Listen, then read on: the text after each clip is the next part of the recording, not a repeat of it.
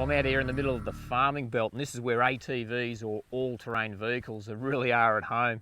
This is a great weapon, this one. I guess I've ridden most ATVs over my time, but this one is really something special.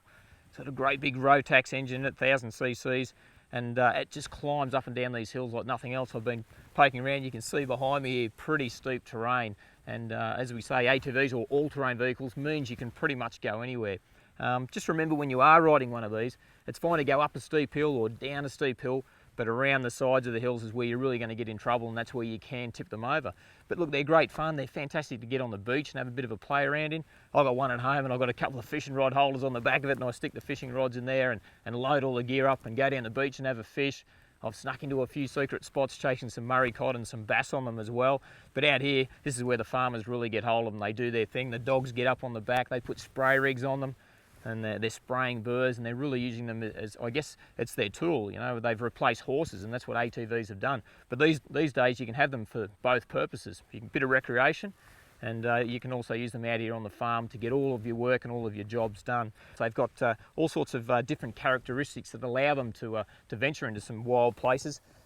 Knobbly tyres like this, lots of suspension travel. So that means that instead of the wheel only moving a little bit up and down in the wheel arch, it travels a long way. You can ride over quite rough obstacles, you can hit bumps and jumps and bits and pieces, and this thing is such a comfortable unit, it'll soak all of that up. But I'm getting a little bit older too, I guess, and what they have done is these days they've even got power steering. This one's got 3 different settings of power steering. So depending, I guess, on your ability and your ability to ride different units. This one's 1000, as I've said, but there's 400. There's a 500cc one, 650s, 800, and they tend to get bigger and more powerful as they go up. But what that power steering system does, that allows somebody who's maybe not quite as strong as I am to still be able to steer the thing around, and that's what I really do like about it. But I know we're out in western New South Wales. These things are really at home on the beach, and a lot of people use them for recreation, not just for farm work like we've got here. So I love to get out in the one I've got at home and do a bit of fishing. I've got a couple of rod holders strapped on the back. I can load up an esky, put my tackle on there, and fly down the beach and get out and do a bit of fishing. So they're I guess there's quite a lot of options that you can use with any ATV to get out and about and see the best parts of Australia.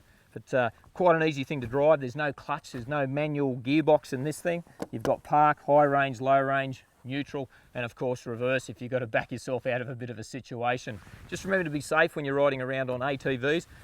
I've got the old ugly black helmet behind me here. Generally have a pair of gloves on, long pants, good sturdy pair of boots, and just ride to your ability.